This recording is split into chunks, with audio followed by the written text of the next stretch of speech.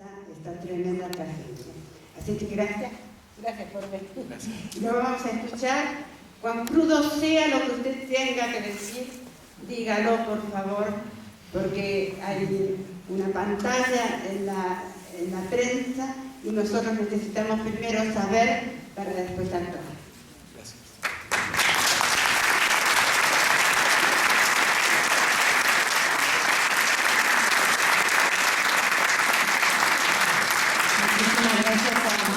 Antes de que comience el señor embajador con la charla sobre la actualidad palestina, decirles que cuando él finalice la misma va a haber una ronda de preguntas de aproximadamente entre 20 minutos y media hora, y lo que les pedimos es que las preguntas sean concretas.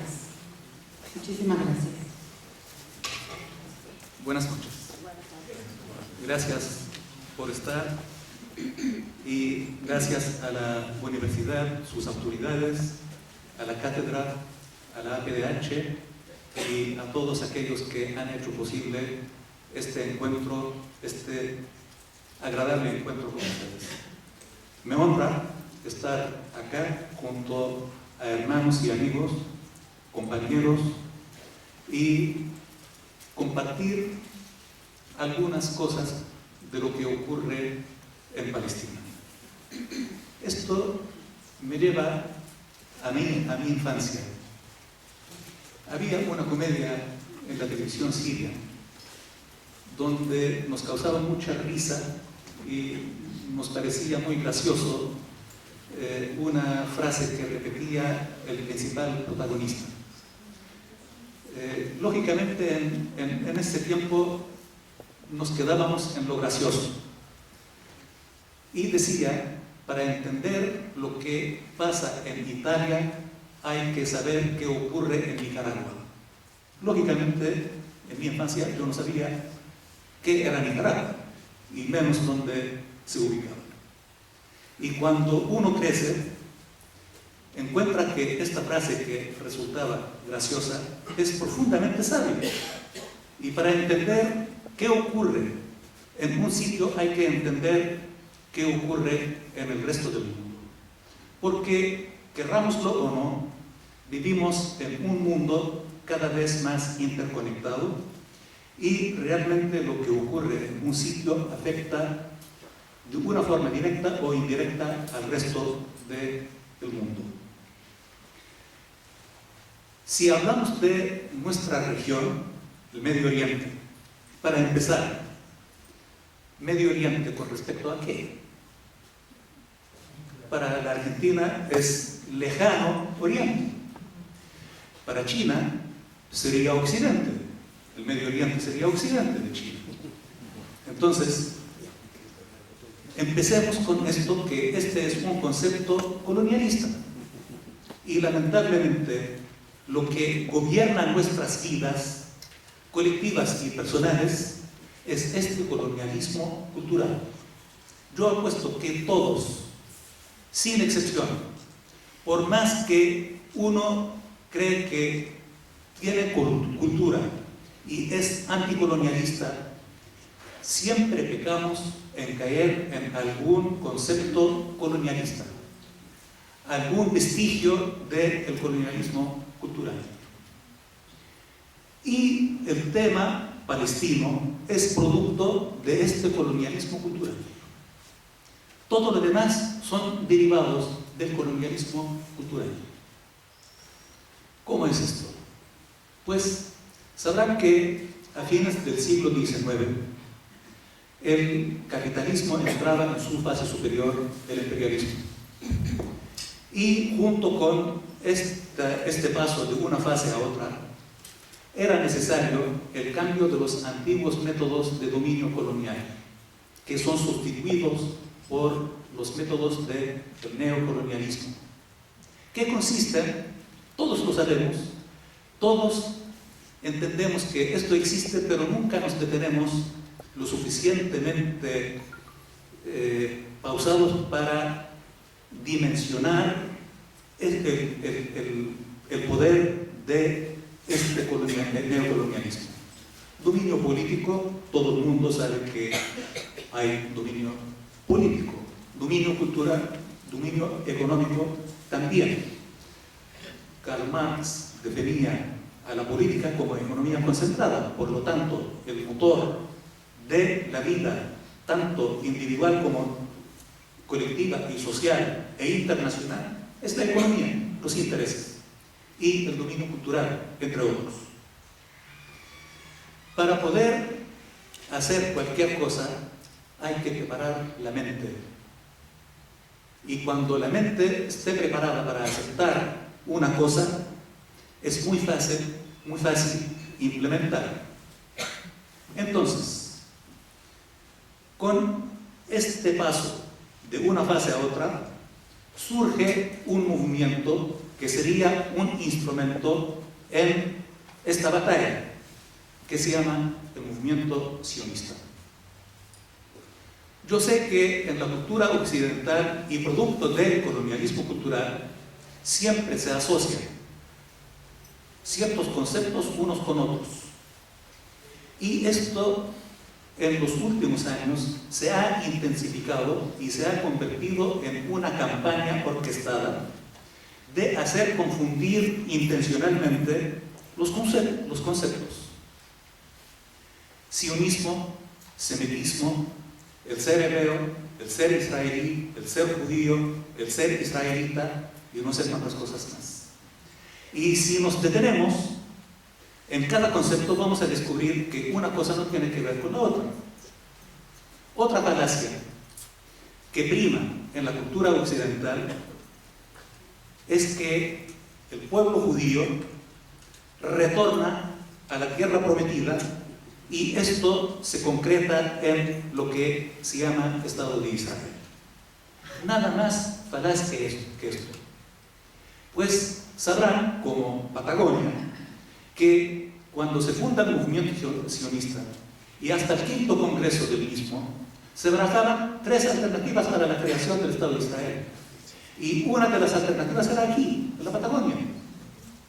Y esto echa por tierra este argumento de que es el pueblo elegido que vuelve a la tierra prometida y que el Estado de Israel de hoy es la reencarnación del reino de Israel de la antigüedad. ¿Qué tiene que ver la Patagonia con el pueblo elegido y con la tierra prometida? A menos que no sepamos que Moisés se perdió 40 años acá, en la Patagonia. Otra alternativa era Uganda. Y aquí hay varios historiadores, seguramente saben que Uganda fue uno de los objetivos donde se pensó crear al Estado de Israel. Y más aún, entre los años 1905 y 1907, la gran potencia de la época, Gran Bretaña, empieza a promocionar la inmigración de los judíos hacia Uganda, pensando que el Estado de Israel sería construido en Uganda, porque finalmente se crea este Estado en Palestina. Primero por el engaño de confundir los conceptos y del retorno del pueblo judío, del pueblo elegido a la tierra prometida. Y aquí quiero citar a un autor judío israelí que es un historiador que recomiendo, que se llama Ilan Pappé. Seguramente algunos de ustedes lo conocen. El año antepasado, él estuvo acá, no recuerdo si pasado o antepasado, él estuvo en la Argentina, en una conferencia que dictó en la Embajada de Palestina. Él se dirigió al público y les dijo: seguramente muchos de ustedes son de origen español o italiano, que habrán llegado con la conquista. Y si uno de los descendientes de aquellos que llegaron en 1520 reclamara el retorno a España, se burlarían de él. ¿Es cierto o no? Esto lo decía Ilan Pappé. ¿Y por qué un polaco de religión judía pretende, entre comillas, retornar a Palestina 2000 años después y es legítimo? La verdad es que esto es dominio cultural, esto es colonialismo cultural.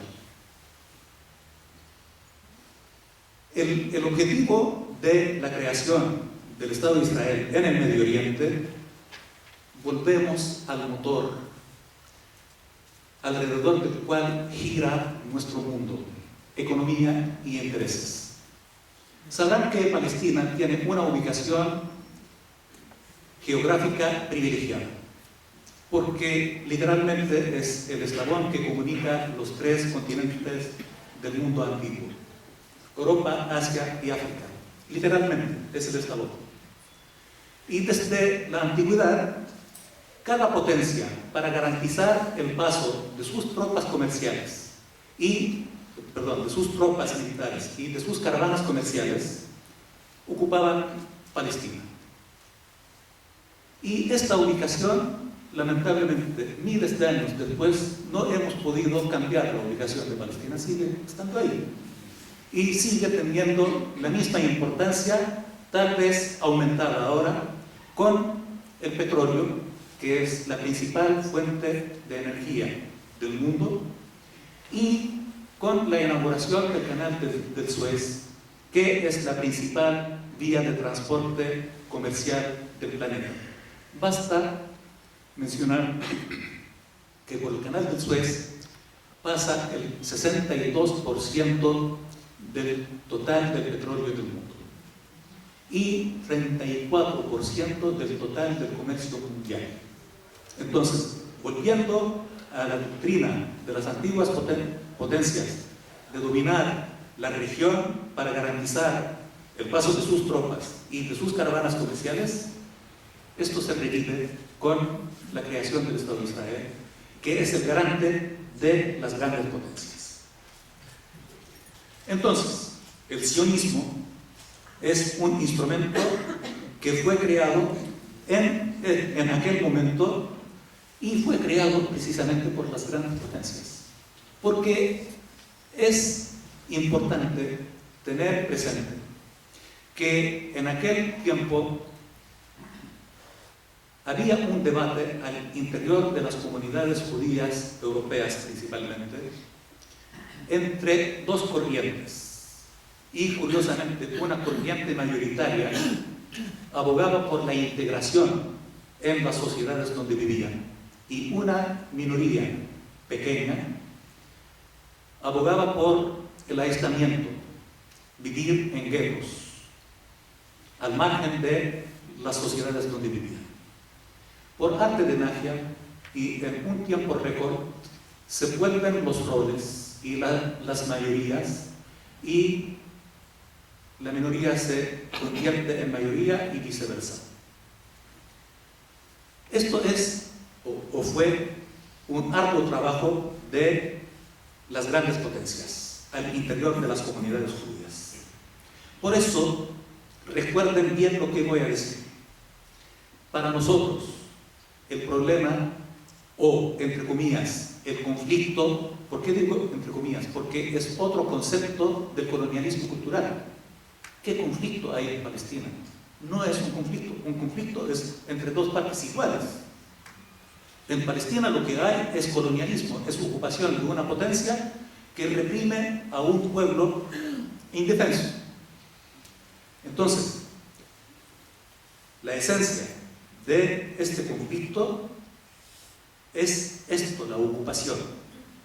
Las grandes potencias crearon este instrumento del sionismo, y para esto trabajaron mucho en las comunidades judías. Y decía, recuerden lo que voy a decir,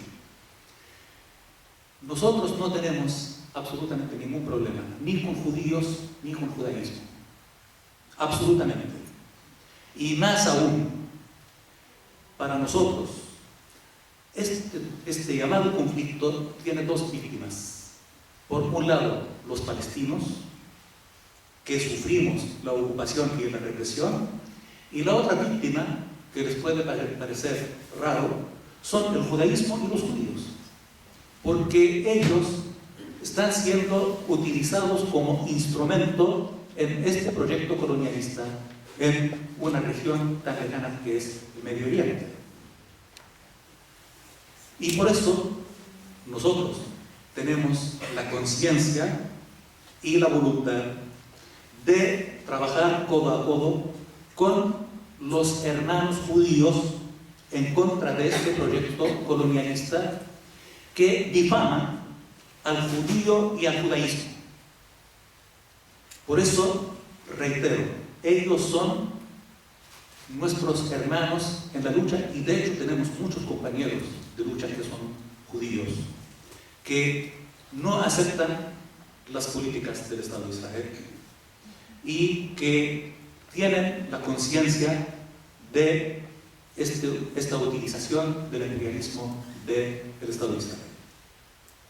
Bueno, el hecho es que las grandes potencias de la época